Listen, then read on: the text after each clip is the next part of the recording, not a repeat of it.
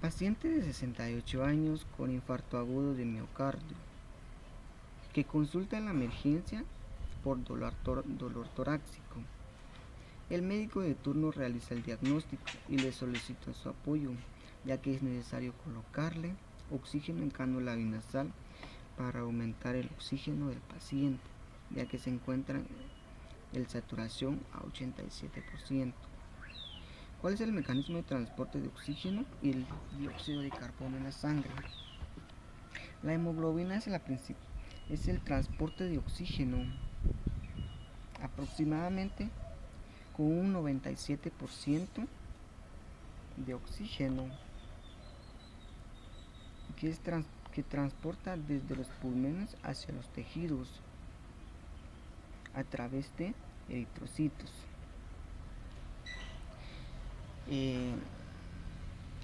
El dióxido de carbono es transportado a través de plasma, bicarbonato y combinando con proteínas como compuestos de carbolínicos. Detalla la circulación de la sangre del nivel sistemático pulmonar.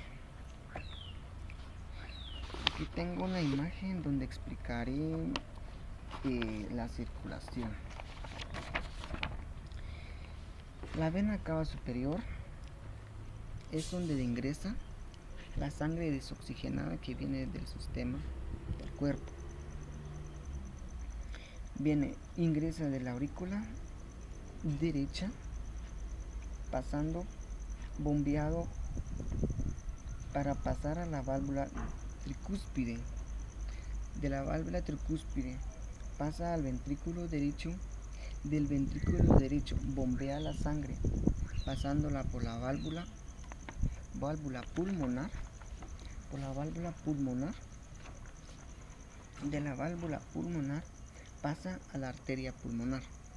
Es donde ingresa, como podemos ver acá, es el azul, donde la sangre ingresa desoxigenada. Ingresa llegando hacia los alvéolos, en donde realiza el intercambio de oxígeno con el dióxido de carbono.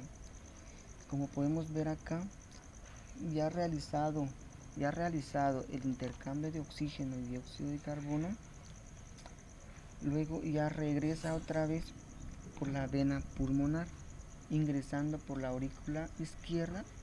De la aurícula izquierda pasa a la válvula mitral o bicúspide, llegando hacia el ventrículo izquierdo.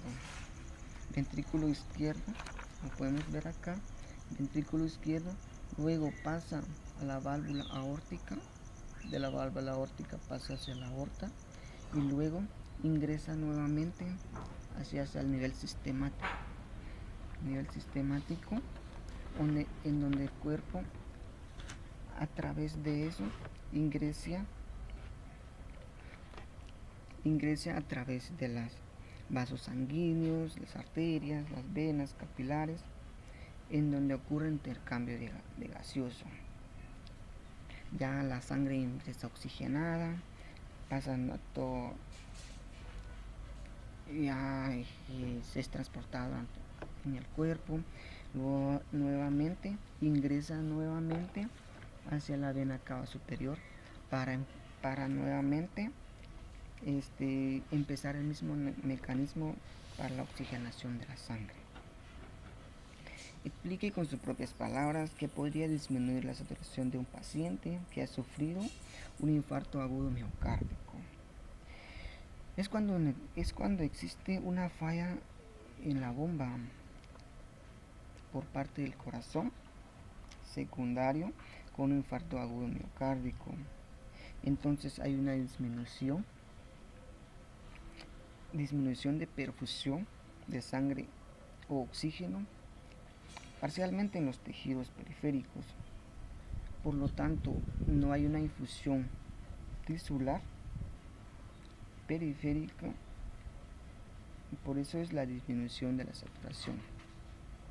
¿Cómo se llama donde produce la hormona y que y induce la eritropoiesis, la hormona de la eritropoietina que se produce desde el riñón. Segunda pregunta. La difusión del endotelial es una enfermedad que aumenta el riesgo de trombolio en los pacientes, pudiendo causar una tromboembolia pulmonar. ¿Qué es el endotelio? Es una monocapa que separa los tejidos de la sangre. ¿Cuál es la diferencia entre endotelio y epitelio?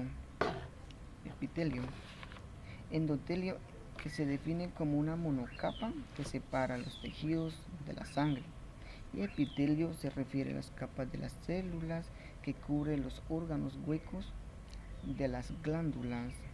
Se refiere a aquellas células que conforman la superficie externa del cuerpo. ¿Cuáles son los tipos de tejidos que existen? Tejido conectivo, epitelial, muscular y nervioso. ¿Cuáles son los tipos de células sanguíneas que existen y cuál es su función de cada una? ¿Y cuál de estas está conformada por trombos? Existen 3 tipos de células sanguíneas. Tenemos los glóbulos rojos, las plaquetas y los glóbulos blancos. Los glóbulos rojos especialmente son transportados el oxígeno en la célula del cuerpo y recogen sustancias de los desechos de su posterior eliminación. Elimina los desechos, lo que no sirve. Las plaquetas es la función para como una coagulación. Ya cuando nosotros nos cortamos, las plaquetas es la que se encarga de coagular la sangre para que no exista más pérdida de sangre. Los glóbulos blancos son las células de nuestro cuerpo que están especializadas para detectar cualquier cuerpo extraño, ya sea una bacteria o los patógenos, y ya sea para eliminarlos. ¿Y cuál de estos está conformado por trombios? Son las plaquetas. Tercera pregunta. Los osteogénesis imperfecta es una enfermedad que afecta el colágeno de los osteoblastos, causando un mayor riesgo de fracturas en pacientes principalmente pediátricos. Por lo tanto, una caída podría provocar fracturas costales que percutan en la funcionalidad respiratoria pacientes. ¿Cuál es la diferencia entre osteoblastos, osteoclastos y osteocitos? Los osteoblastos generan matriz óseo, es decir, forman un nuevo hueso. Osteoclastos tiene como función fagocitar, es decir, que van moviendo los huesos, dejando el espacio de los osteoblastos para que puedan actuar. Los osteocitos son los osteoblastos ya maduros, rodeados de completo matriz óseo, es decir, que la célula funciona del tejido óseo. ¿Cuáles son los tipos de huesos que existen? Largos. Existen los largos, cortos, planos, irregulares y senoides. ¿Qué tipos de articulaciones forman las costillas? Tenemos las articulaciones costocondrales, intercondrales, estornoclaviculares, estornocostales.